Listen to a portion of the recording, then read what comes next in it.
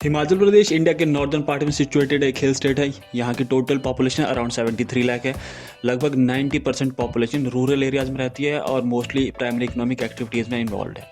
Agriculture ज़्यादातर लोगों का मेन ऑक्यूपेशन है। एग्रीकल्चर के अलावा हॉर्टिकल्चर, हाइड्रो पावर और टूरिज्म स्टेट की इकॉनमी में एक इंपॉर्टेंट रोल प्ले करते हैं। आमतौर पर जब हम इकॉनमी के कॉन्टेक्स्ट में एग्रीकल्चर की बात करते हैं तो उसमें हॉर्टिकल्चर को भी इंक्लूड करके देखते हैं, पर हिमाचल प्रदेश के केस में हम दोनों को अलग अलग करके देखते हैं, क्योंकि हिमाचल में हॉर्टिकल्चर अब एग्रीकल्चर का सब सेक्टर नहीं रहा।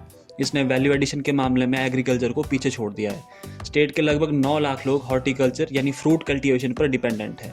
अब हिमाचल प्रदेश में जब हम फ्रूट कल्टीवेशन की बात करते हैं तो इसमें आपको मोस्ट इंपॉर्टेंट फ्रूट मिलेगा एप्पल। हिमाचल प्रदेश में जितना भी एरिया फ्रूट प्रोडक्शन के अंडर आता है उसका लगभग आधा सिर्फ एप्पल कवर करता है। इसके अलावा स्टेट के टोटल फ्रूट प्रोडक्शन में एप्पल का कंट्रीब्यूशन अराउंड 85% है, जो कि अपने आप में काफ़ी बड़ा नंबर है। एप्पल हिमाचल प्रदेश की मेन कैश क्रॉप और maximum income producer fruit crop है। एक स्टडी के अनुसार अगर आप हिमाचल प्रदेश में एप्पल पर 1 रुपये इन्वेस्ट करते हैं तो आपको 1.63 रुपये नेट प्रॉफिट रिटर्न मिलता है। इन सब रीजंस की वजह से एप्पल को हिमाचल प्रदेश के स्टेट फ्रूट का भी दर्जा मिला हुआ है। चलिए सबसे पहले हिमाचल प्रदेश में एप्पल की हिस्ट्री के बारे में जान लेते हैं। एंशिएंट टाइम से ही सेब सेंट्रल एशिया में एक वाइल्ड फ्रूट की तरह उगते रहे हैं। ट्रेड रूट्स के थ्रू इंडिया में भी सेब की कुछ जंगली किस्में आती रही हैं, लेकिन कभी उनको डॉक्यूमेंट नहीं किया गया। इंडिया में सेब के बारे में सबसे पहला रिकॉर्ड 1838 में मिलता है, जब अंग्रेज़ों के द्वारा ही इंडिया में पहली बार एप्पल इंट्रोड्यूस किए गए। सबसे पहले सेब के पौधे उत्तराखंड के मसूरी और तमिलनाडु के नीलगिरी हिल्स में लगाए गए थे। हिमाचल प्रदेश में सेब के आने के पीछे काफ़ी दिलचस्प कहानी है।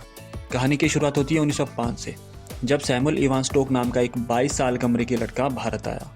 आने का कारण था लेप्रेसी यानी कुष्ठ रोग से पीड़ित रोगियों की सेवा करना।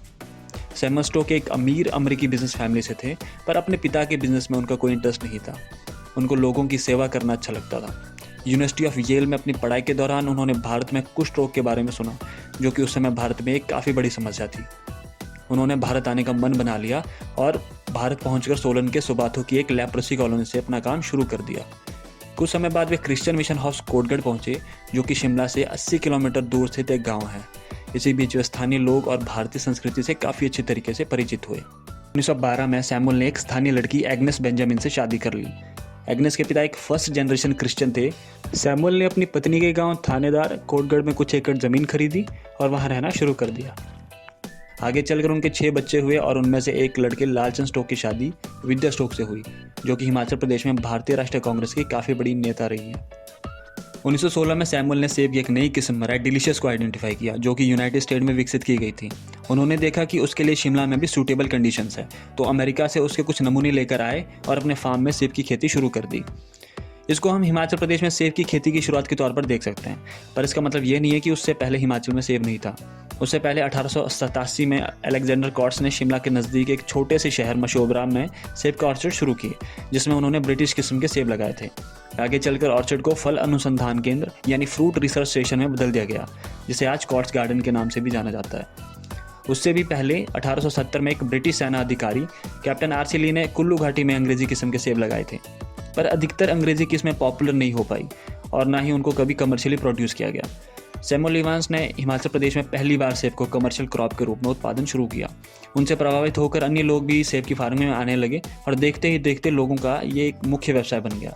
इसको हम हिमाचल प्रदेश का एप्पल रेवोल्यूशन कहे तो कुछ गलत नहीं होगा।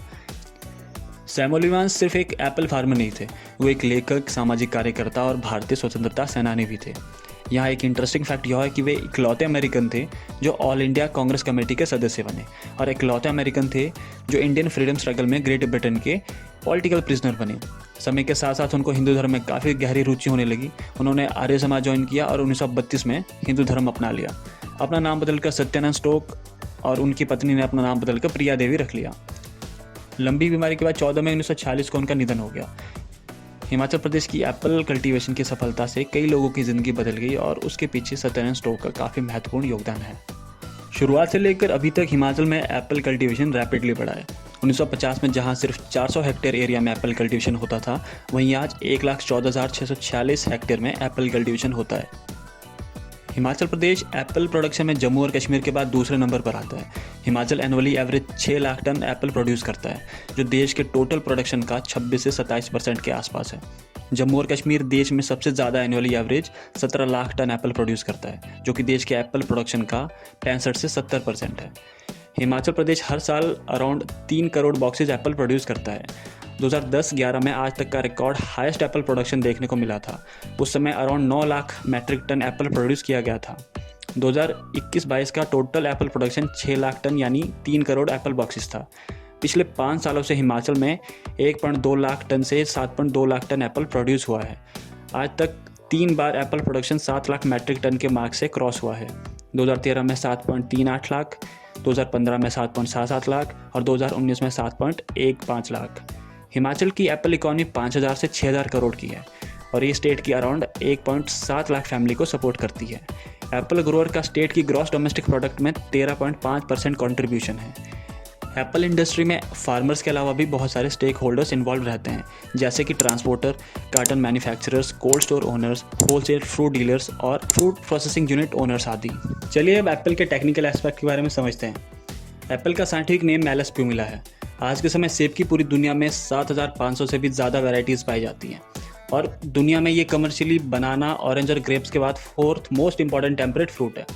दुनिया में मेन 3 हीट जोन्स हैं, ट्रॉपिक, टेम्परेट और पोलर जोन। और टेम्परेट जोन में उगने वाले फ्रूट्स को टेम्परेट फ्रूट्स कहा जाता है। हालांकि इंडिया का Apple growing area temperate zone में नहीं आता, पर हिमालयन रेंज की वजह से यहाँ भी टेम्परेट क्लाइमेट क्रिएट हो जाता है। हिमाचल का मिडिल पार्ट, जिसकी ऊंचाई 1200 से 2700 मीटर के आसपास है, एप्पल कल्टीवेशन के लिए मोस्ट डेवलप्ड एरिया माना जाता है। शिमला, किन्नौर, कुल्लू, मंडी और चंबा इसी एरिया में आते हैं और यही सब मेन एप्पल प्रोड्यूसर डिस्ट्रिक्ट्स हैं। अकेले शिमला ही अराउंड 70% एप्पल प्रोड्यूस करता है। अब ये स्पेसिफिक हाइट ही क्यों एप्पल कल्टीवेशन के लिए सूटेबल है, इसके रीज़न समझते हैं। एक एप्पल ट्री में विंटर के समय कुछ कॉम्प्लेक्स फिजियोलॉजिकल चेंजेस होने लगते हैं और उसके कारण उनकी सारी पत्तियां झड़ जाती है और ग्रोथ रुक जाती है। इस इनएक्टिविटी वाले पीरियड को डॉर्मेसी कहा जाता है। विंटर के बाद ग्रोथ रिस्टार्ट होने या डॉर्मेसी ब्रेक होने के लिए एप्पल ट्री को एक सर्टेन ड्यूरेशन में 60 डिग्री से कम टेम्परेचर की ज़रूरत होती है। इस पर्टिकुलर ड्यूरेशन को आवर्स में मेजर किया जाता है और इन्हें चिलिंग आवर्स कहा जाता है। एप्पल ट्री के लिए टाइम काफ़ी क्रूशियल होता है क्योंकि इसी समय एप्पल बर्ड्स फ्लावर्स में डेवलप होने शुरू होते हैं। एप्पल की अलग अलग वैरायटीज़ में चिलिंग आवर्स की रिक्वायरमेंट भी अलग अलग होती है, जिसकी रेंज 500 से 1500 आवर्स के बीच रहती है। रॉयल डिलीशियस हिमाचल की मोस्ट प्रोड्यूस्ड एप्पल वैरायटी है और इसको 900 से 1000 चिलिंग आवर्स की रिक्वायरमेंट होती है। इसके अलावा red delicious, red golden, golden delicious, red chief, spur Himachal की कुछ और मेन एप्पल वैरायटीज़ है और इन सब की अपनी अलग अलग चिलिंग आवर्स रिक्वायरमेंट होती है। हिमाचल के लोअर एरिया में अपर एरिया के मुकाबले कम चिलिंग आवर्स मिल पाते हैं और ज़्यादातर सेब की किस्में ऐसी हैं जिन्हें ज़्यादा चिलिंग आवर्स की ज़रूरत होती है। इसीलिए रॉयल डिलीशियस जैसी एप्पल वैरायटी जिसको ज़्यादा चिलिंग आवर्स की ज़रूरत होती है को हिमाचल के लोअर एरियाज़ में उगाना पॉसिबल नहीं है। लेकिन दुनिया में कुछ ऐसी भी एप्पल वैरायटीज़ है जिन्हें कंपैरेटिवली काफ़ी कम चिलिंग आवर्स की ज़रूरत पड़ती है। ऐसी ही कुछ पॉपुलर एप्पल वैरायटीज़ है एना, डोरसेट गोल्डन और HRMN 99। यहाँ HRMN 99 एक ऐसी वैरायटी है जिसको हिमाचल के बिलासपुर में रहने वाले एक फार्मर हरिमन शर्मा ने डेवलप किया।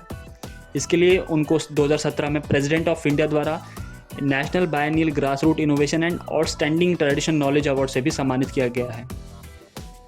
वैसे तो 90 के दशक की शुरुआत से ही हिमाचल के लोअर एरियाज़ में सेब की लो चिलिंग आवर्स वैरायटी को उगाने के प्रयास शुरू होने लगे थे, जिसमें doctor Yashwant Singh Parmar university of horticulture and forestry Nauni ने काफ़ी इंपॉर्टेंट रोल प्ले किया है। लेकिन लोगों का ध्यान इस तरफ तब आकर्षित हुआ जब 2010 में 300 से 400 फीट की हाइट वाली लोअर हिल्स में एना नाम की एप्पल वैरायटी को उगाने में सफलता मिली।